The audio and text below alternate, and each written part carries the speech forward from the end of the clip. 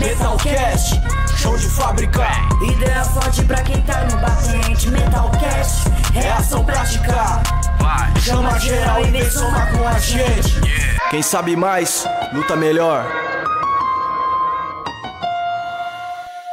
Olá, este é o Metalcast, o podcast do Sindicato dos Metalúrgicos de Campinas e região. A população negra já é maioria absoluta na sociedade, são 56,1%, mas ainda enfrentam grandes dificuldades nas áreas de saúde, moradia, transporte, segurança pública e, consequentemente, no mercado de trabalho. Na política institucional, a situação é a mesma, são pouquíssimos os parlamentares negros, retroalimentando um ciclo que vem desde a abolição. Ao mesmo tempo, o IBGE mostra que as pessoas estão cada vez mais assumindo a sua negritude. De que forma essa mudança reflete em conscientização e em movimento reivindicatório?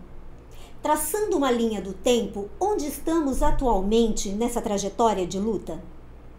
E que caminhos essa luta deve seguir? Os impactos das lutas contemporâneas contra o racismo é o tema de hoje. O Metalcast está no ar. Sabe mais, luta melhor.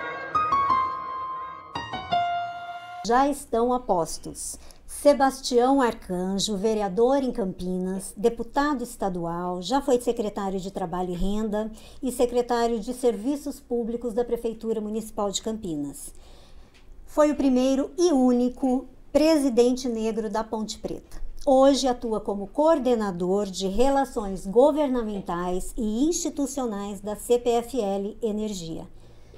Seja muito bem-vindo, Tião. Eu que agradeço o convite, essa companhia aqui da Ilcéia, do Jair, tudo a ver, né? Obrigado pelo convite. Que bom. Ilcéia Miriam, historiadora, professora, coordenadora do Afromix e sambista.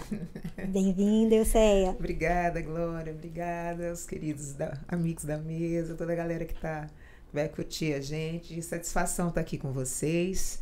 E vamos lá conversar sobre o nosso povo, sobre a nossa música, sobre o trabalho, conversar sobre as questões que nos afligem. Isso aí. Jair dos Santos, diretor, presidente do Sindicato dos Metalúrgicos, foi coordenador do Coletivo de Negros e Negras, é militante histórico do Movimento Negro de Campinas e região. Jair, mais uma vez, que bom a gente sentado aqui conversando.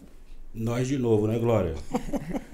Quero agradecer a ilustríssima presença da Ilcéia, do Tião, que certamente é um privilégio poder fazer esse papo com vocês, não só pela militância, mas pelo profissionalismo e a dedicação na luta política de combate ao racismo.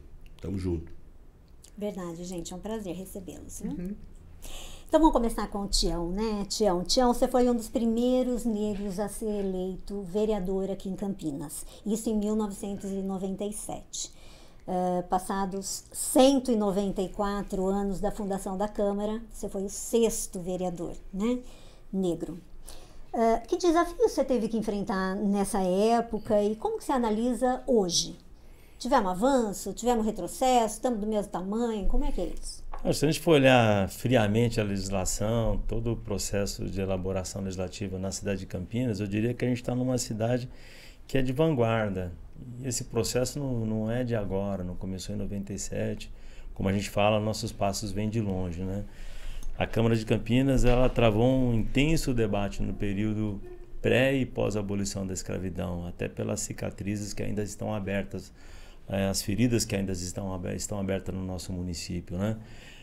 Diria que a gente conseguiu avançar muito. Eu considero que a gente tem uma boa legislação, mas a lei por si só ela é insuficiente. A lei por si só ela não responde o que significou mais de 350 anos de escravização aqui no nosso país. A nossa cidade foi a última a abolir a escravidão. E a população negra, afrodescendente, sempre foi tratada de forma muito subalterna. A sua capacidade técnica, laboral, sempre foi questionada pelas elites campineiras. Então, acho que esse é o desafio, de você ter que ficar provando o tempo todo que você tem condições, que você tem capacidade, que a sua elaboração intelectual tem que ser superior à deles. Eu aprendi uma coisa com os negros norte-americanos que falam assim, se você contar até 10, você está fora. Então a gente tem que contar no mínimo até 12. Mas é um desafio permanente porque a gente não pode errar. Eu não posso errar, o Jair não pode errar e o Céia não pode errar. Nós não podemos errar. Nós não temos o privilégio do erro. Né? Aquela teoria de tentativa e erro, para nós não existe. Quando a gente erra, a gente é condenado sumariamente, né? Então, mas eu diria que a gente teve muito avanço ao longo desse período, depois os vereadores que me sucederam, né? Não sei se a gente abriu ou não uma porta, né? Porque depois da minha eleição, outros parlamentares foram eleitos, valorosos, que também aperfeiçoaram a legislação, atualizaram, né? Mas ainda a gente tem desafios enormes pela frente, que só a questão institucional, só a luta institucional não dá conta disso.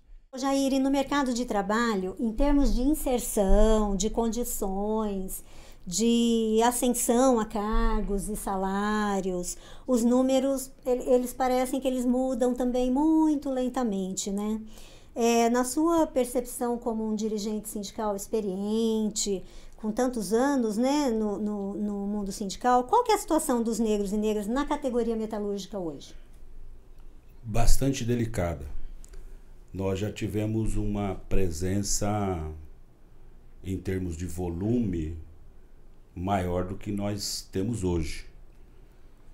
À medida em que o processo de produção foi se modificando, a introdução da microeletrônica, da robótica, os layouts, foram tendo alterações significativas aonde os negros foram sendo desprivilegiados, se existe essa palavra, em contrapartida, nesse processo de exclusão, de reforma trabalhista, de mudanças, os negros foram saindo do espaço que antes era ocupado por nós.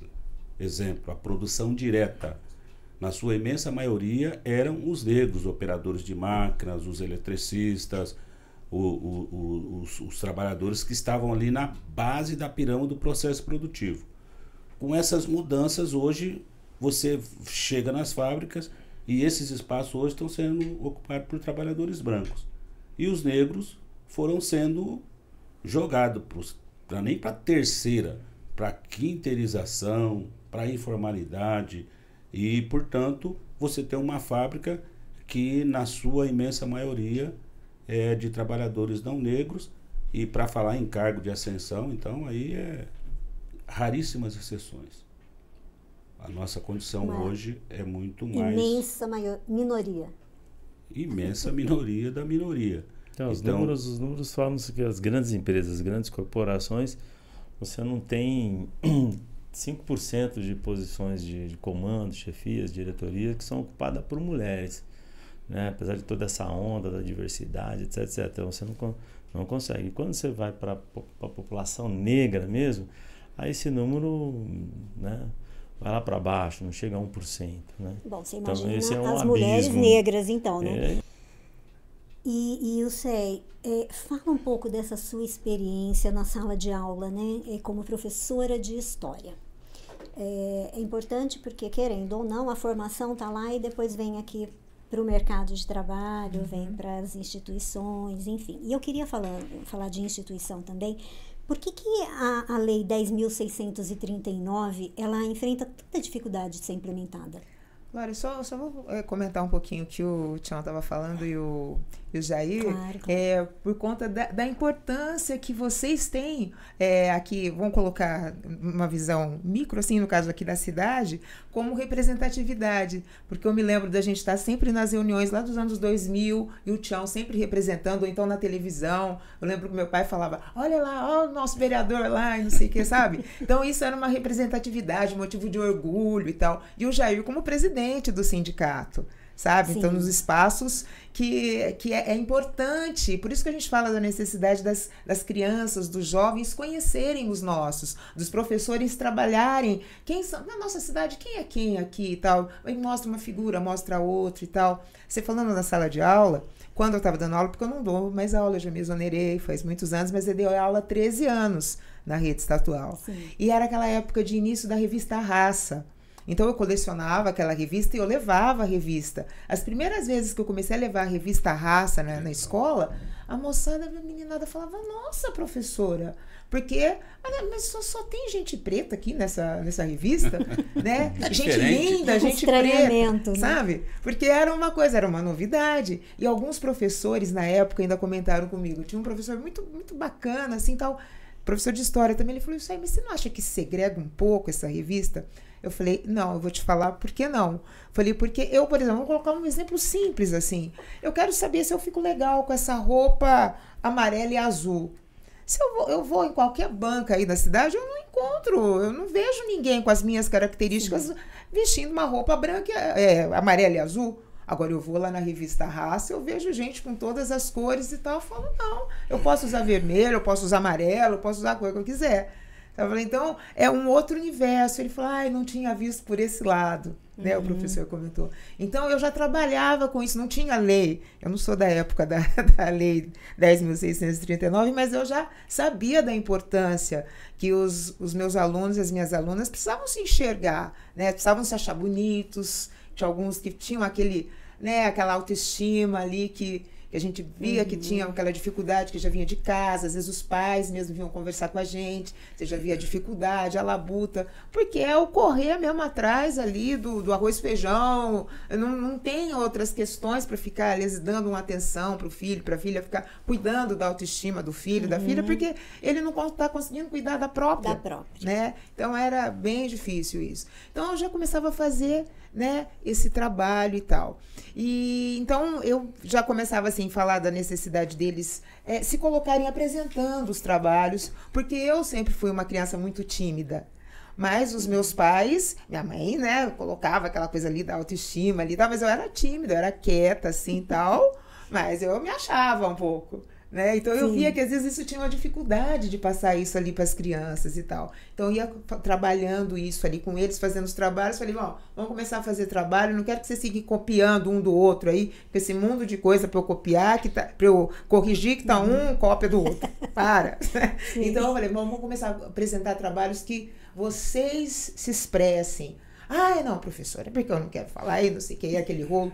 Aconteceu o caso de mães, pais irem na escola, falar que os filhos ficavam ali muito apreensivos, muito tensos no dia. Eu falei, mas eu explicava que aquilo ali ele ia usar, não só a questão de sala de aula, ele ia treinando isso para futuramente ele usar isso, né? No trabalho dele, ou na universidade, na faculdade que ele fosse fazer e tal. Porque eu mesma fui apresentar um trabalho na faculdade no último ano.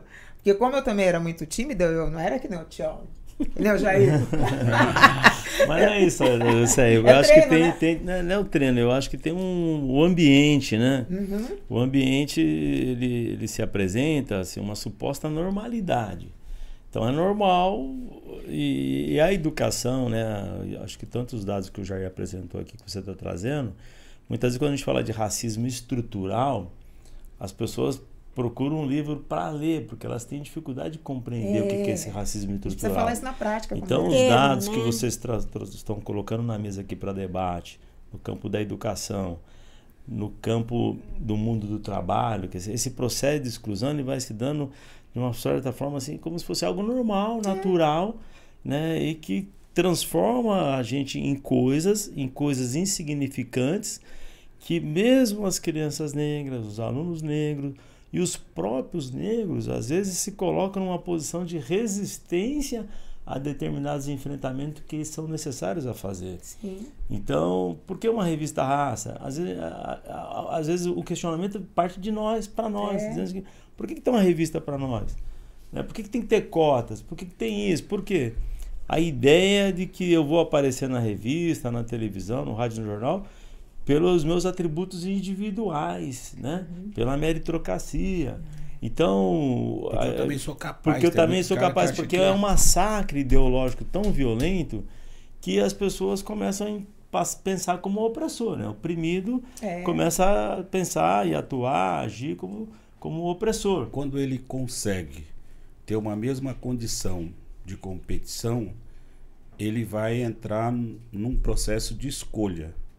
E normalmente a pessoa do RH que vai escolher, e ela vai optar sempre por alguém que é igual a ela. É, lógico. Se enxerga ali, né? Você vê o ali. que ela vai enxergar. E normalmente, e muitas vezes, quantas vezes a gente depara com companheiros aí na categoria que fala, cara, não sei por que eu não entrei naquela fábrica lá, se eu tinha todas as condições. Às vezes tinha até mais qualificação de quem entrou. Né? Eu não fui contratado, o outro cara foi. E aí você vai ver, você fala, cara, você não foi por isso, ó. Antigamente a seleção o time tem que ter o quesito boa aparência, né? Aparência. Era explícito, né? Nos anúncios e tal. Então, e aí, boa aparência, leia-se, branco. Branco. Você vai procurar emprego e fala assim, já nem vai lá, né? E aí quando entra tem outra perversidade, né? Que é fazer a mesma função, executar as mesmas tarefas e ganhar menos. Né? Sim. Pelo fim fato de ser negro, se for mulher negra, então, é 2 vezes menos. Então acho que essa é a perversidade desse modelo que a gente está resistindo a ele, lutando contra ele há muito tempo. Né? Pois é, isso que eu ia perguntar, como é que vocês estão avaliando o momento atual para essa parcela negra da sociedade, né? Nós preparamos aqui uma tela, vamos dar uma olhadinha? Isso. Eu tô mostrando essa tela, Tião, porque veja, nós tivemos aí nos últimos 20 anos, né, uma sequência, né, de programas, de abordagens, de leis que vieram para trazer a igualdade racial social no Brasil, né? Então nós temos ali em 2023 o programa Bolsa Família, que querendo ou não, como atinge a maior parte da população que tem a baixa renda, a pobreza no Brasil tem cor, né? Tem cor, exatamente. O Minha Casa Minha Vida, idem, né? Porque tem ali aquele corte, né, de renda per capita familiar, né?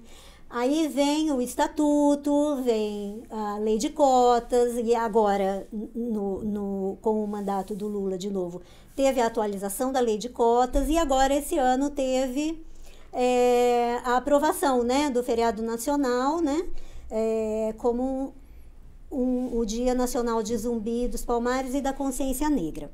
Queria ver com você, Tião, qual o impacto, né, dessas lutas de combate ao racismo agora contemporâneas e dessas conquistas no atual cenário político, econômico e social? Como é que está o momento? Eu primeiro reputo todas essas conquistas a capacidade de organização, de militância do movimento negro brasileiro.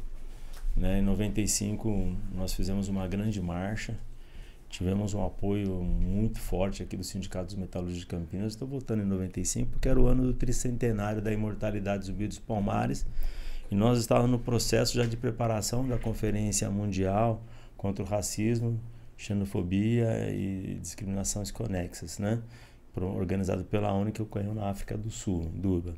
Então nós começamos ali apresentando uma pauta de reivindicação para a época os governos, né, de turno. No caso, o governo brasileiro, Fernando Henrique Cardoso era o presidente. Então nós apresentamos uma pauta, uma agenda, que passava pela educação, pela história da África, passava por saúde, introdução do quesito cor nos formulários do SUS, no RAIS, por exemplo, para a gente tentar entender como é que estava a população negra no mercado de trabalho, o teu rendimento, para tirar essa invisibilidade estatística que era todo mundo igual, não tinha cor, né? Então, as questões do racismo ambiental, né, do ponto de vista de acesso a saneamento, a moradia, enfim, transporte, tudo isso estava num pacote ali de exigências, vamos chamar assim, do movimento negro brasileiro. A gente vem acumulando e conquistando, portanto, esses direitos. É óbvio que no processo do governo do presidente Lula a gente teve mais avanço, né?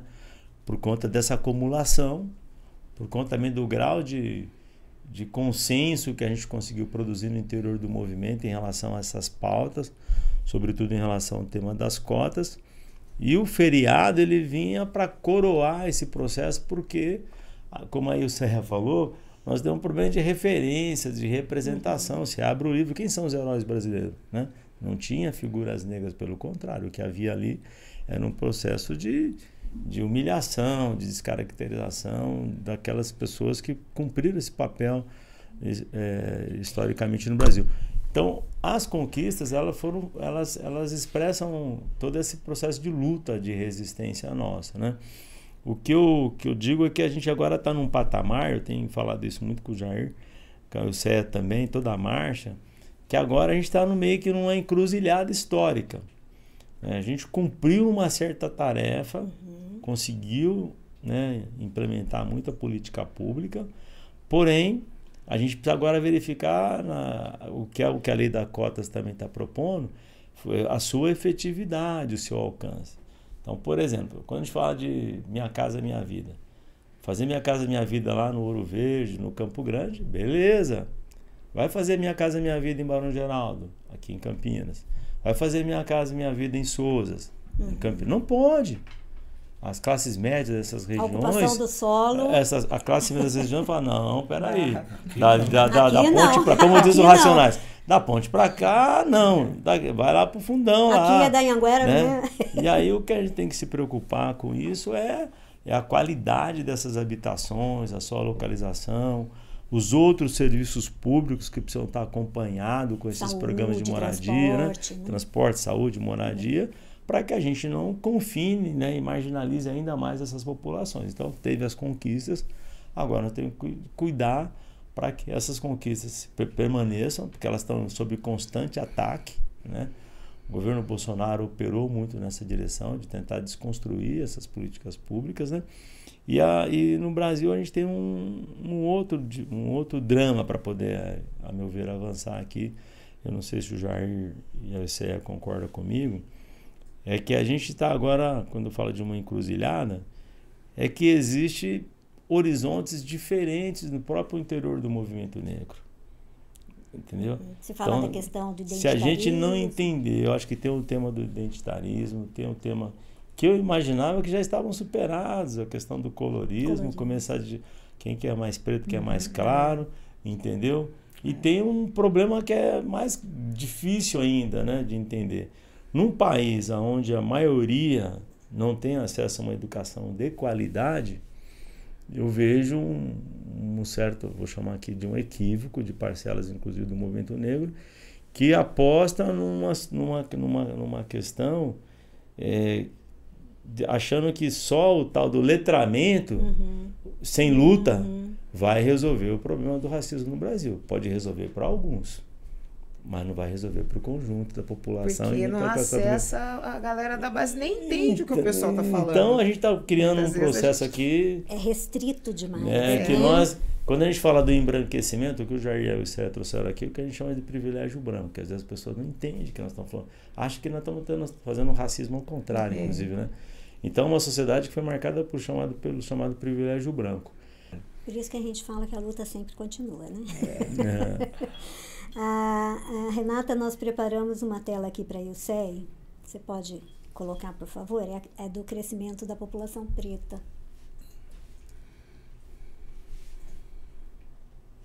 Pois eu acho que isso que você estava falando também, né? O fruto, né, das lutas e das conquistas históricas recentes, as pessoas estão assumindo mais a sua negritude. O que a gente faz para ampliar isso? Eu acho que a gente tem que estar conversando coletivamente sobre isso, né? Por exemplo, vou trazer para cá, não sei nem se era o momento ainda, mas quando você está comparando lá de trás, então eu estava comparando em relação, quando a gente começou com a Afromix, em 2004, e agora a gente está completamos 20 anos, né? E a gente percebia, né, a diferença em relação a gente falava para as pessoas irem para o evento, venham desfilar sua negritude no evento, porque as pessoas tinham um certo receio, não sabia como é que ia, tal. Falavam, não, venha com sua roupa afro, mostre. Né, o orgulho também. Quase um apelo, né? Tinha que pedir, né, para a galera e tal. E a gente percebeu que com o passar do tempo a coisa foi mudando, né? a mídia, redes sociais e toda a evolução, as políticas públicas e tudo mais, é um conjunto de coisas, não é um fator só, né? Sim. E aí a gente vê, né? Agora a gente, né? Se vai para o evento, não tem necessidade, porque as pessoas durante a semana elas estão ali elas estão se produzindo e marcando a feira. Ai, fazendo minhas tranças para poder ir para a Afromix no final de semana. Já é uma outra onda, né? Ficou completamente diferente. Eu acho que a gente é a mesma coisa do Tchau, não tem uma resposta. O que a gente faz para poder garantir isso? Da nossa parte, assim, da minha visão, a gente vai, por exemplo, no caso da feira, a gente vai tentando conversar com esses jovens, porque é muito legal, ali tá curtindo a música, o som e tal, eles dançam e tal, não sei o quê, mas a gente tá querendo colocar algumas questões pra gente conversar sobre as questões raciais, as questões que os afligem, trazer esses jovens. A demanda é muito grande, eles procuram muito a Afromix gostaria de apresentar minha música, como é que eu faço para trabalhar na feira e tal. E tem hora que me dá um desespero, porque a gente não consegue atender e receber. A gente consegue receber alguns, muitos a gente já consegue colocar trabalhando com a gente, que estavam lá no evento desde pequenininhos e agora estão ali dançando, estão ali trabalhando na produção e tal. A gente já consegue fazer isso, mas é uma parcela muito pequena. Né? Nós preparamos outra tela aqui, porque nós vamos falar exatamente isso, da questão do trabalho. Você pode pôr, por favor, Renata? E agora nós vamos conversar com o Jair um pouquinho aqui. Então, Jair, aí entra a questão, gente, porque tudo converge para a questão do trabalho, que para a gente que é da classe trabalhadora, a gente precisa do trabalho, né? Então, veja, a desigualdade racial no mercado de trabalho faz com que negros e negras deixem de receber 103 bilhões de reais por mês comparado ao salário dos trabalhadores brancos. Gente, não é pouca coisa. Isso por questão de desigualdade. Exclusivamente pelo racismo, são 14 bilhões de reais que deixam de ir para as vidas dos negros e negras, né? Então, Jair, o que a gente quer conversar é que as condições, elas são desiguais, né? Tanto na educação, na saúde, na moradia, na questão da segurança pública, né? Nós sabemos que a maior parte da população carcerária é negra e, estando lá, deixa de estudar, deixa de se qualificar, né? E aí, assim, os negros, eles não vivem, não moram, não estudam, não se relacionam, não têm acesso às mesmas oportunidades dos brancos, mas nas exigências, né? Exigem-se as mesmas coisas. Então, eu queria saber como é que muda isso, né, Jair? Porque é um ciclo que se perpetua, né? De escassez de recursos, de oportunidades para gerações futuras. Então, Glória e Tchão e isso aí. Eu acho que o Tchão, na fala anterior, falou do desafio. E principalmente o que nós fizemos no período anterior, que nós conseguimos impor uma pauta e definir claramente o que nós queríamos. A encruzilhada para mim é isso. Como é que nós vamos definir, estruturar uma pauta para o próximo período, tendo em vista essa maioria que nós somos? Porque ela não se expressa no meio futebolístico, ela não se expressa no meio empresarial, ela não se expressa no meio sindical, porque nós precisamos, além das nossas organizações, ter a construção de uma pauta mínima que a gente consiga ter uma ação como movimento negro social de uma luta política de combate ao racismo. A gente tem dificuldades, muitas vezes, de cada organização individualmente querer resolver o seu problema com base na sua pauta individual. Tem que ser algo em comum, né? Nós vamos ter uma pauta que nos unifique como nos unificou no período anterior. A outra é o nosso enfraquecimento na institucionalidade. Nós temos um Congresso Nacional que... Quantos negros nós temos lá? E, portanto, quantos trabalhadores nós temos nesses espaços que votam as leis? E, portanto, as leis voltadas nos últimos períodos, a reforma trabalhista, a reforma da Previdência, a quem ela mais atacou? Quem mais foi prejudicado com a reforma trabalhista, com a reforma da Previdência, se não nós, trabalhadores e trabalhadoras negros e negras? Uma coisa que parece positivo, agora todo mundo quer empreender. Empreendedorismo é uma coisa, empreender é outra. Então as pessoas que acham que o empreendedorismo, qualquer pessoa tem as condições para empreender e vai ter sucesso, e muitas vezes, mesmo nessa lógica do empreendedorismo, você vai ver a população negra não andando de Uber, mas empreendendo com bicicleta. Né? Empreendendo num carrinho de mão, tentando vender alguma coisa na rua, e vem o rapa e toma e leva embora.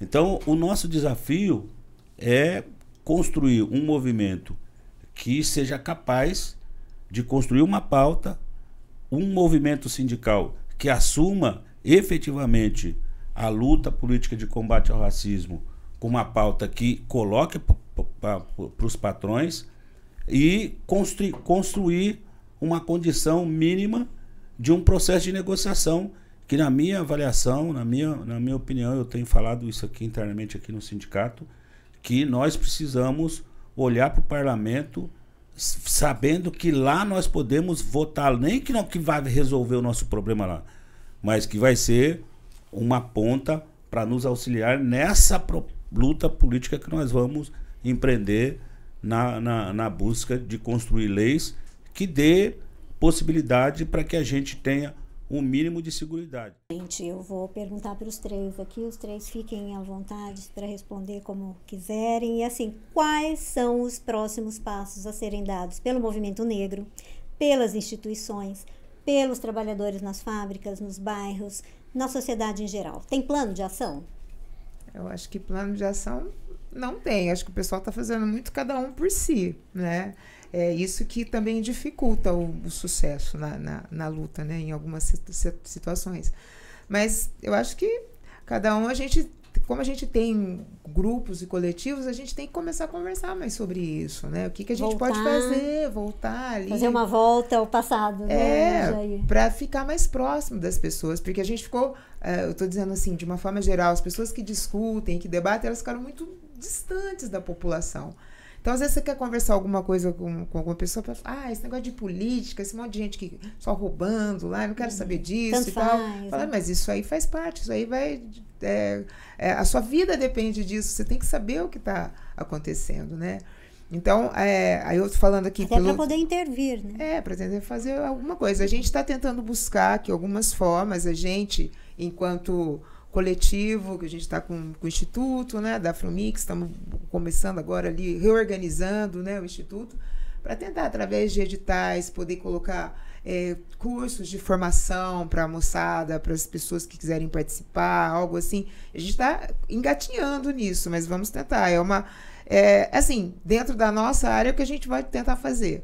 Assim como na música, eu tento, cada vez que eu vou falar ali no show, tentar passar alguma mensagem para poder, né, aquilo que a gente estava falando antes, se plantar uma sementinha, algo não tá legal, é isso que a gente está fazendo. Embora eu acho que deveria ter realmente uma conversa com mais pessoas, com mais grupos, para a gente poder estruturar e ir numa direção. Né?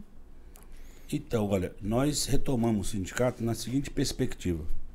Conversamos com o coletivo, com o Tchão, o Tagino, o Fernandão, o pessoal do movimento social, de que, primeiro, de olhar o sindicato como um instrumento. Claro que a nossa ação primeira é buscar organizar os trabalhadores lá na fábrica para lutar por salário, por PLR, mas que só essa luta não é condição para transformar a realidade que nós vivemos. Então, portanto, nós precisamos ser sindicato lá na fábrica, mas ser sindicato lá no bairro, nós precisamos ser sindicato no movimento estudantil, nós precisamos ser sindicato no movimento negro e ir juntando condições para construir aquilo que eu falei anterior, uma pauta que coloque a classe trabalhadora num processo de movimento. Não é possível hoje que nenhuma organização sozinha consiga definir qual é a pauta para o próximo período. Mas nós queremos nos reconectar nessa luta social, política, que nos dê a condição para, no processo de movimento, ir apurando o que é a prioridade do movimento, o que é a prioridade enquanto classe, e aí ganhar as ruas, que é aquilo que o Tião tinha falado lá no começo. Achar que a gente vai resolver o problema sem um enfrentamento, de fato, na onde tem a contradição, e a contradição é lá na fábrica, a contradição é lá na loja, a contradição é lá no seu local de trabalho. Não tem como. Por isso que esse movimento da proposta da deputada do fim da jornada 6x1 criou esse alvoroço, porque a burguesia sabe, a Faria Lima sabe o que significa se aquela pauta é aprovada no Congresso. O fim da 6x1. Então, portanto, é uma disputa concreta do movimento social, do movimento sindical, num processo de transformação da realidade que nós estamos vivendo. Esse é o caminho que nós queremos trilhar para o próximo período. Eu sou um cara assim, otimista, sabe? Eu sou otimista porque eu considero assim, que nós somos vitoriosos. A despeito de todas as dificuldades, né, das limitações, da ausência de recursos, né? Enfim, do massacre ideológico, midiático que a gente está enfrentando. A gente está aprendendo a lidar com essas big techs, esses novos meios de comunicação de massa, enfim. Essa nova civilização. Então eu assim, outro dia eu estava comentando com um amigo nosso, falei, cara, eu não tenho nenhuma ilusão que a gente vai criar uma superestrutura que vai enfrentar essas grandes redes de comunicação, esses super bilionários que invadem a nossa vida, a nossa privacidade, sabe o que eu estou fazendo, onde eu fui, o que eu comi, o que time que eu torço. Eles sabem de tudo da nossa vida. E o que consulto, o que eu E tudo de graça, eles não pagam um centavo para adquirir esse conhecimento, essa informação. Então, essa é uma guerra, de novo, também a gente não vai vencer sozinho. A questão, para mim, é que a gente está agora num período que é muito fértil para isso, propício para isso. Então, esse programa que nós estamos aqui, esse debate que nós estamos fazendo no mês de novembro, é a oportunidade que a gente tem para debater, para refletir, para pensar novas táticas, novas estratégias. Então, nesse sentido que eu falo que eu sou otimista, né? E acho também que a gente tem experiência também, acumulação suficiente para saber aonde nós queremos chegar, né? Mas a questão central, aonde nós queremos chegar, ela vai necessitar de uma aliança estratégica com outros movimentos sociais. O movimento negro sozinho não dará conta disso. Então, é isso. Gente, o papo tá maravilhoso.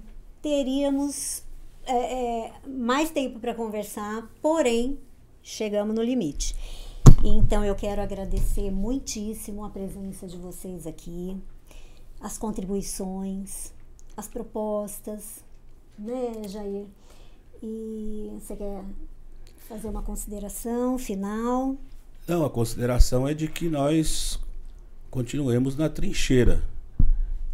Pessoas como a Ilcéio, que tem, né, através da música, principalmente,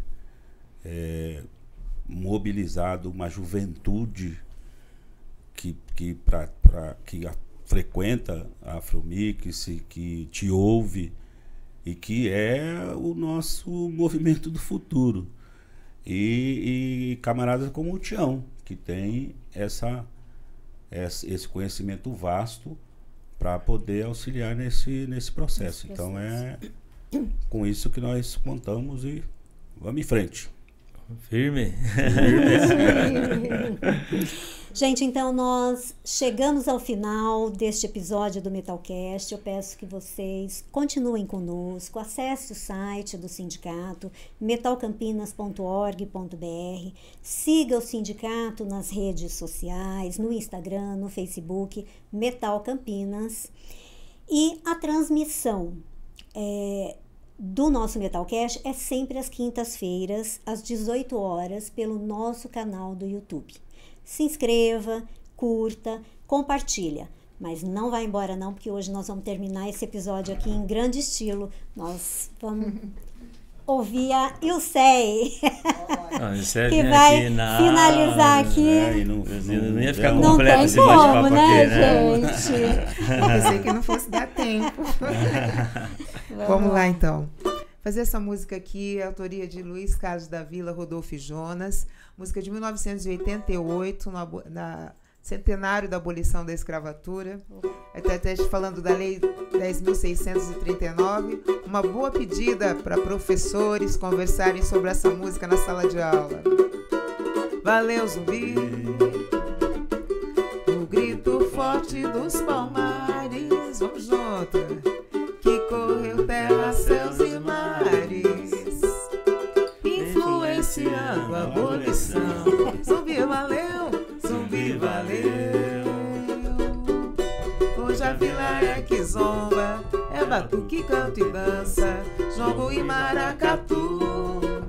Vem menininha pra dançar o caxambu, vem menininha pra dançar o caxambu.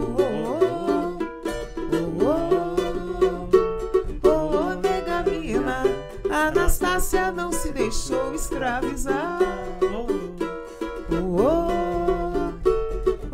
Clementina, o pagode é o Partido Popular.